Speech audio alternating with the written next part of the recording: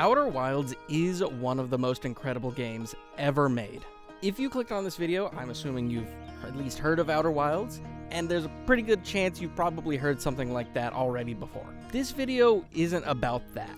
I have heard a lot of people talk about how great Outer Wilds is, but there's one thing that I don't really hear much of anybody talking about. Outer Wilds is pretty hard to get into. Don't get me wrong, Outer Wilds deserves all of its hype. It really is one of the most incredible, unique games ever created. But it is very easy to try the game in good faith, get a few hours in, and run up against one particular flaw it has and just get bored. That particular flaw is something I haven't really seen anyone analyze, and is the topic of this video. Here's the thing though. There are a million video essays out there talking about game design, but there's an element that I often find is sorely lacking here on YouTube specifically, and that is insight from the development team themselves. Game dev has this seeming air of mystique around it, almost like an impenetrable veil of smoke occluding all outside it from looking within.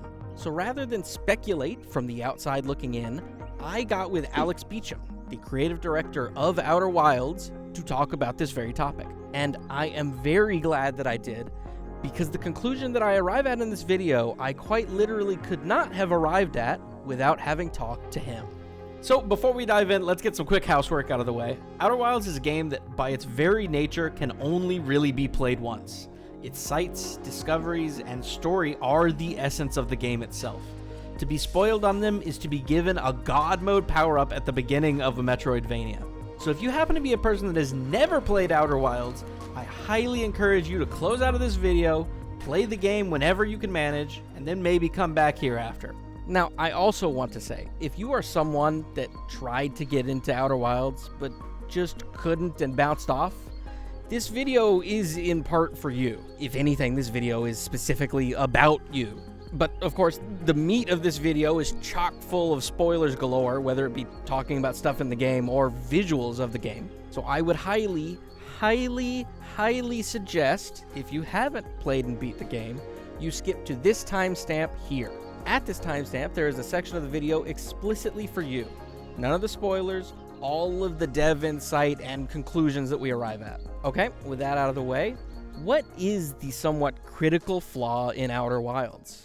Why is it hard to get into? Well, hopefully at this point, if you're watching, you've beaten the game. And if you have, tell me if this story rings a bell. You recommend the game to a friend, they boot it up, explore the starting area, blast off into space, and have a grand time at first. But then, at some point after the first few hours, they sort of lose steam and just end up falling off the game entirely. Look, in truth, there are many things about Outer Wilds design that can create friction for new players. Controlling your ship, or even yourself, in 3 dimensions is a daunting skill to learn. Having to backtrack to your previous location after the time loop can put some people off, and sometimes it's just as basic as the player simply not being particularly curious about the world around them. But none of these are what I believe is the real cause of how many people end up bouncing off the game. Because despite all those possible points of friction, it's actually not that often that people bounce off the game within the first few hours. People are enjoying the opening hours of the game, and eventually hit a point where they fall in love and finish the game and tell everyone they know about it. But somewhere in that 3 to 8 hour range are just getting bored and bouncing off of it. So to get to the bottom of this, I think we have to answer the question, what is happening around that 8-hour mark or so that is getting people interested? To solve that question, we have to understand the behind-the-scenes way Outer Wilds locations are structured. There were 3 categories of locations, surface level, hidden, and secret. And so surface level is what it sounds like, right? Locations that we expect you to stumble on randomly. Hidden locations are locations that do have kind of clues pointing to them, like the old settlement on Brittle Hollow is one. The escape pod above it is a surface level location, but then the old settlement itself is considered hidden. It is possible to stumble on hidden locations. You might be the first thing you find in the game, but we consider it less likely. And then secret are the locations like the Ash Twin Project, where, or even the Tower of Quantum Trials on Giant's Deep inside the Storm is actually an example of that. A softer example, but an example. The secret locations, of course, have the bigger reveals, the more momentous, either narrative or mechanical pieces of information. Alright, hold on to that clue structure in your mind for just a moment, because I think it is actually the key to this whole question. When I started working on this video, I already had a fair bit of data on what time a lot of players quit. My Steam friends list was an excellent, if painful, catalog of when exactly the droves of my friends that didn't make it to the end stopped. And it was pretty consistently somewhere in the 5 to 8 hour range. So if most players are dropping that range, what exactly happens after that that gets them hooked for good? And as soon as I heard Alex's insight on the clue structure, it got me to wondering, on average, how many of the secret locations have players discovered when dropping the game? I reached out to all of my friends that had dropped the game, asking for screenshots of their ship logs, and I also took to Twitch and YouTube in search of small-time streamers that had quit the game. And wouldn't you know it, the more and more ship log data I amassed, the more a pattern became clear. Let's take a look at the ship log of this streamer, who dropped the game around 6 hours in. They seemed plenty entertained by the game up to this point, but lost steam in their last play session and have yet to return a month later. Let's color code their rumor board here. Green will be surface locations, orange for hidden locations, and red for secret locations. And look at that. 0 secret locations visited. The more I dug, the more I found this pattern to almost always hold true. Every single rumor board my friends who quit the game sent over was also lacking any secret locations. All dropped before 8 hours at the most, and all dropped having only seen surface and hidden locations. And I also think it's just worth paying attention to the specific kinds of examples Alex gave for hidden locations. They weren't just the huge end-of-game locations, they were also lighter secrets, such as the Quantum Towers or the High Energy Lab. So this isn't just a matter of waiting for people to solve one of the 5 core mysteries. It's about any of the actually big reveals, many of which can absolutely be reached within 6 to 9 hours. Now, look, can I say with absolute confidence that this is the secret key to getting into Outer Wilds? No, obviously not. But it really is kind of amazing how consistent this correlation is. With this in mind, I think we can outline a fairly solid structure of Outer Wilds gameplay phases and really start to understand why people bounce off the game. The opening hours are the game's introduction, jam-packed with exciting, intrigue-drawing reveals. Things like the Nomai statue, the supernova, and the time loop all really get people interested in those opening hours. After this, somewhere around the 3 to 4 hour mark, we enter the next phase, blind exploration. Here, the player has gotten through the initial hooks and is left completely to their own devices as to what to explore. But at this point, the player lacks anywhere near enough information or context to really intelligently choose where they are exploring. So, they're left to blindly stumble around, hoping to latch on to a narrative or mechanical hook that gets them back in the action. Eventually, if the player persists, they follow a breadcrumb trail far enough to discover a secret location, usually one of the softer secrets. Basically, every single one of these secret locations is somewhat of a major story or mechanical reveal that in some way fundamentally alters how the player sees the game. Combine this with all the little bits of information they've picked up from the surface clues they've found, and the player starts to get a loose idea what their place in this world is. They've moved on from blind exploration and into intelligent exploration. In the intelligent exploration phase, the player is no longer stumbling around blind. They've found a flashlight of sorts. Sure, they can't see anywhere near all there is to see and know, but they at least have a sense of where to start looking.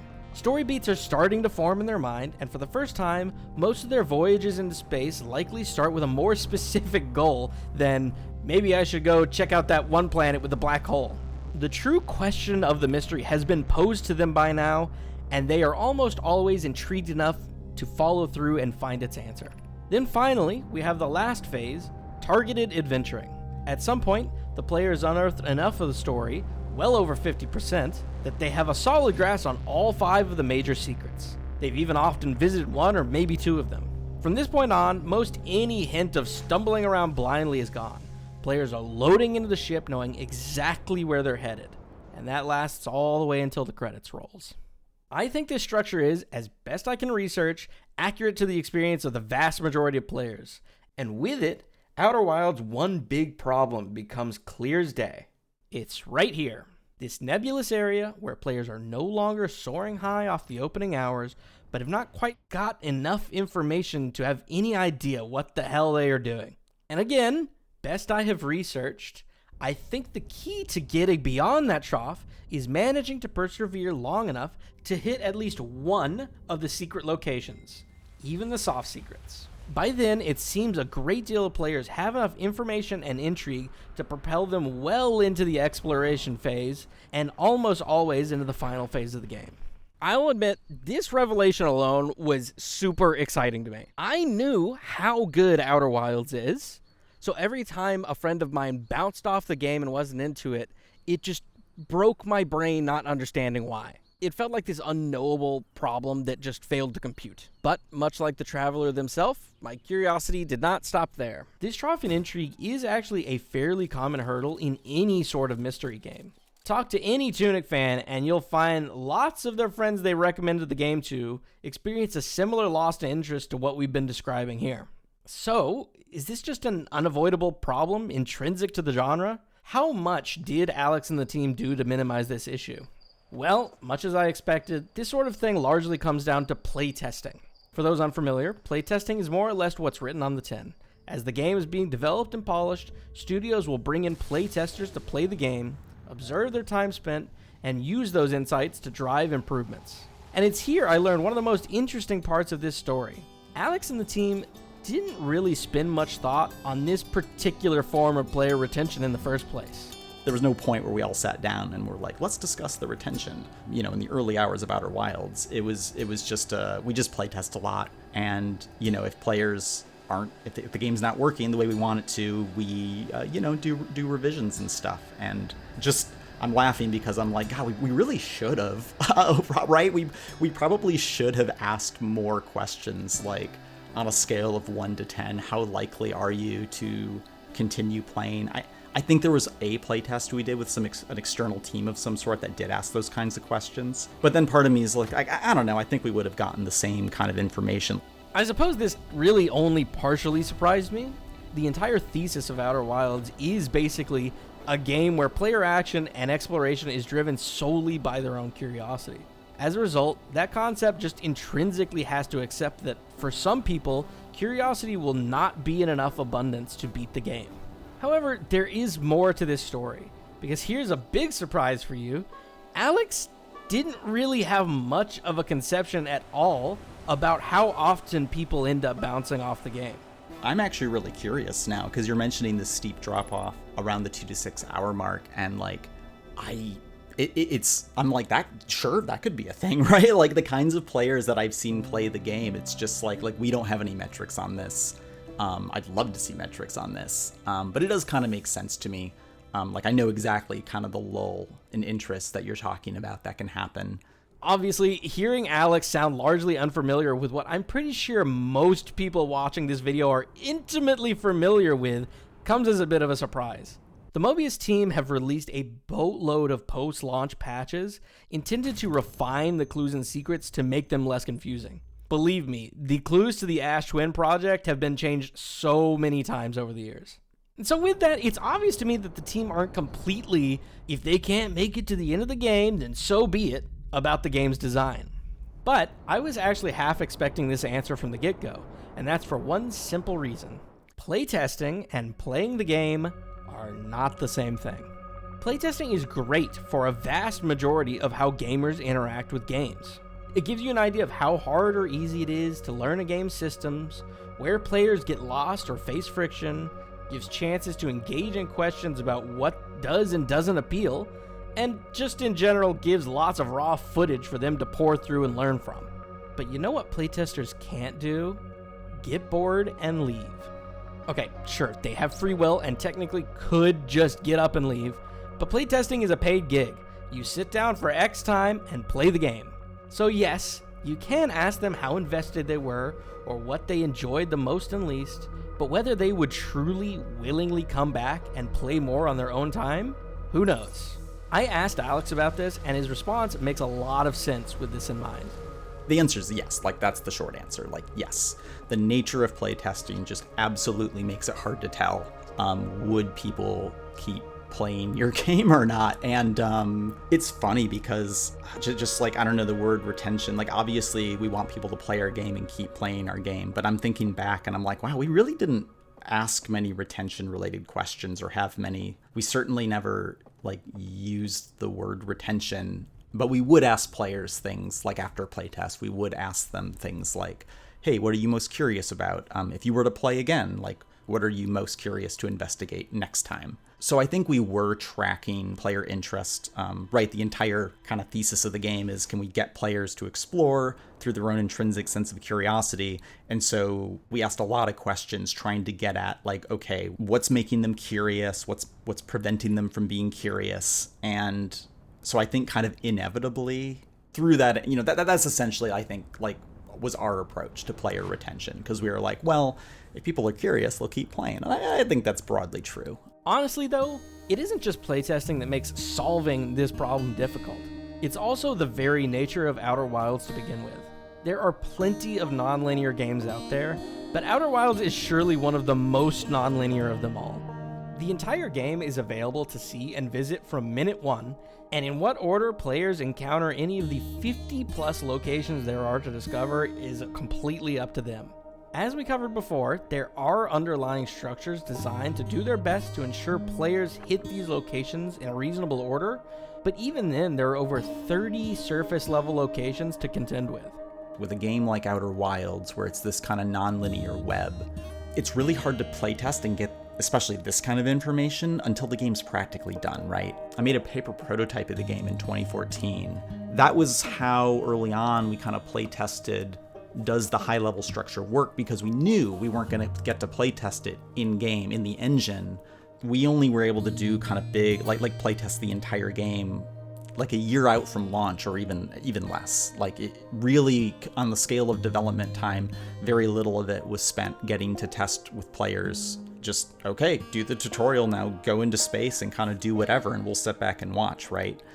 And I think that's just kind of the nature of the beast. Like, I don't know what else you can do about that. We would do playtests where we would be like, okay, but don't go there because something's broken or it's not ready. And it really does kind of affect things. So in short, this game has a lot of things working against it in terms of player retention. Even if you had this specific flaw in mind, this sort of thing would be very hard to test for, not to mention how constantly ever-changing game dev itself is. Out of curiosity, though, I proposed this general theory to Alex and asked if he and the team had also thought about the sort of hooking nature of these hidden locations. Did they maybe even internally sort of try and guide players to more interesting or easily accessible hidden locations in an attempt to, like, reel them back in? Not very much, honestly. Like, they're given equal weight. Yeah, we put thought into which things are players likely to find first, but beyond that, like, it's not like, oh, we want people to get to the high energy labs specifically early on within the first few hours, right? We do want people to get somewhere more momentous in the first few hours, absolutely. And I agree with you that there does become this point. I think you just need a certain amount of information where, like, you start being like, oh my god, oh, it's not just these little individual threads, they all start weaving together, and I think that does kind of kickstart people, and they get way more motivated at that point. That's the sort of like, oh, I'm putting it together. So ultimately then, from a design perspective, Alex and the team's consideration on the matter really starts and ends there. Outer Wilds is one of the most non-linear games out there. It's a game whose entire existence stands to truly test the nature of human curiosity. Player retention in a game like that is already kind of a pretty abstract concept, and trying to test for it would be a difficult endeavor, to say the least. Because I couldn't help myself, though, as a final question, I did propose Alex the big meaningless question. If you could magically go back and change things about the game to try and tackle this drop in retention, what would you do? And to be honest, each of his answers were much smaller and more measured than I was expecting, but each of them is actually genius. This isn't going to sound like it matters, but I think we could have done a better job tutorializing that there's no friction in space, right? The idea that it's all acceleration. It's kind of in the zero-G cave, but Anyway, I think that would help because I think I see a lot of people in the early game struggling. Like, it's not supposed to be easy. Like, it is supposed to feel, I do want people to die in space, right? But there are some players where I think the frustration they have with the flight impacts not only just if they were better at flying, I think they would maybe have more brain space to focus on kind of where they want to go and what they want to do. But I also think there's a few locations that are maybe a little too technically challenging to get to. Like, I'm thinking specifically the orbital probe cannon is a pretty good, right? That's a surface level location, but some people find that very challenging to land on. So I don't know, that's one. I think it would have knock-on effects across the whole game. And then the other thing I would probably want to try to do something about, there's certain players who tend to bounce around between surface level locations. I'll like watch them play and be like, no, please, just pick one. Just pick one and see where it leads, right? Like, there comes a point, right, where you're supposed to like pick one and then follow it to the next step. And that's how you get to the interesting part of the game. And I don't know, maybe that's just, a failing on our part to, right, a failure to make them curious enough to want to know the answer, because that is the experience goal. We want players choosing very intentionally, I want to find the answer to this specific question that I've become curious about, and then the game is kind of giving you the tools to do so. But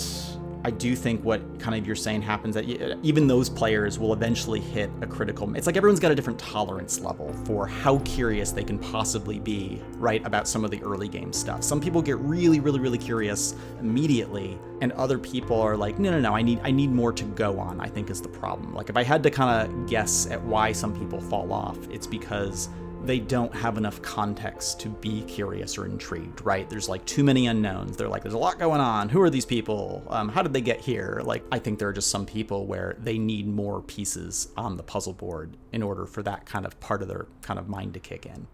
So, if you're an Outer Wilds fan, this is pretty much the end of the section for you.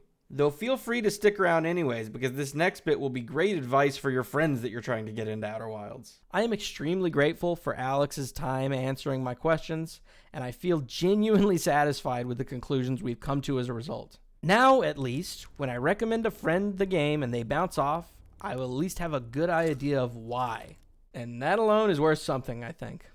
Now, though, I'm hopefully going to bring back the people who have not beaten Outer Wilds, and with these findings, I think, maybe for the first time ever, give some very actionable data and developer-driven advice on how they could maybe fix that.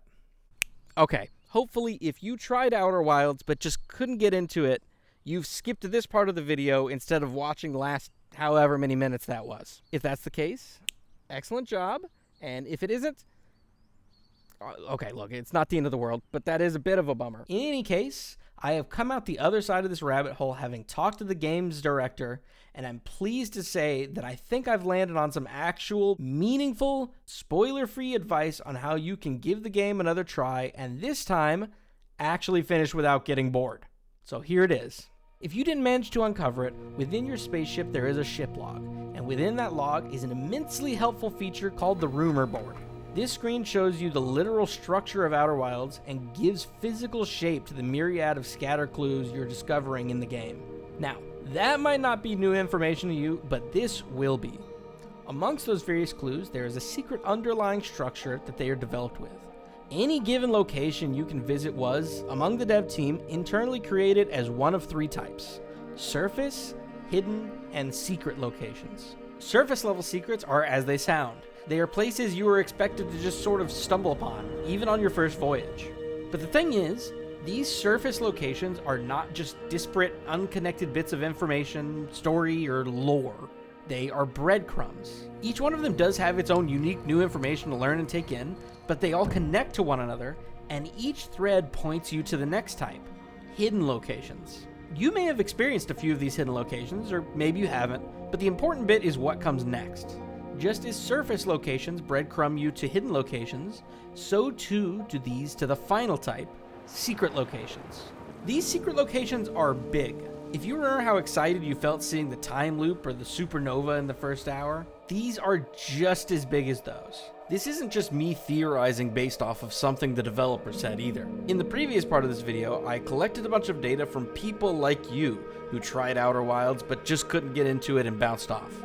And for every single one of them, they hadn't truly uncovered a single secret location. Everyone else who did hit a secret location had enough information and context by then that they were hooked and went on to beat the game. They unveil entire new mechanics or huge narrative twists and complications. And if you can manage to make your way to even one of these secret locations, you will have, by that point, learned enough to no longer be stumbling around blindly, confused as to what the hell is going on or what to do. You will be hooked. You will get a big reveal that will be both exciting while also posing many more equally exciting questions, and you'll be able to actually purposefully seek out those answers. So, if you are this person, I implore you to give the game another go. Start a new save from scratch. Saves don't really matter anyhow, it's what's in your brain that matters. And do your best to follow a thread of surface level breadcrumbs that interests you to one of these secret locations.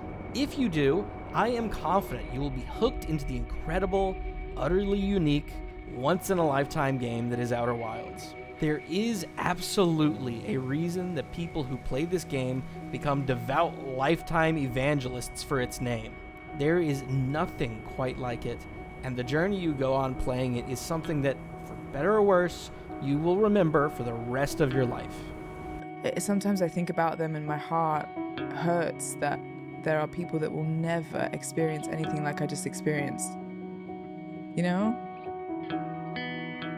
Like, there are people that will never play this. Okay.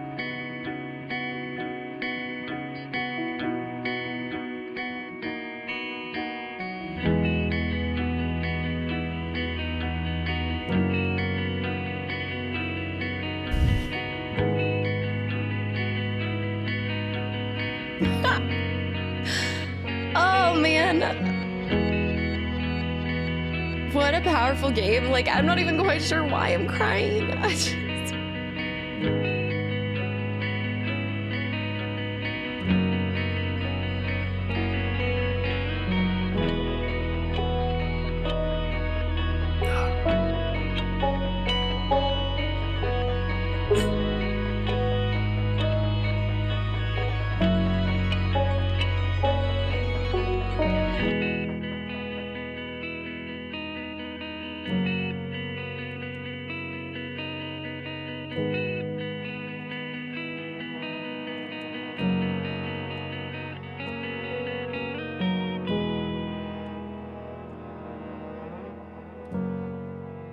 I want to again thank Alex immensely for answering all my silly little questions about this wonderful game, and wish him and the team the best on whatever game they're working on currently. With how absolutely amazing Outer Wilds' DLC recaptured the magic of the base game, I'm confident their next endeavor will seize my heart just as well. And I also want to sincerely thank you, the viewer, if you've made it this far. Videos like this take a lot of time and energy to make, and really I was only able to make this one because I was recently laid off and had some extra spare time. So every single view makes that effort worth it. If, by the way, you would like to hear the full interview I did with Alex, I've uploaded a dedicated video hosting that here. I really truly do believe the broader gaming community could benefit greatly from hearing less from solely YouTube video essayists like me, and more from the actual creatives that made the games themselves. So I hope to make more videos like this in the future.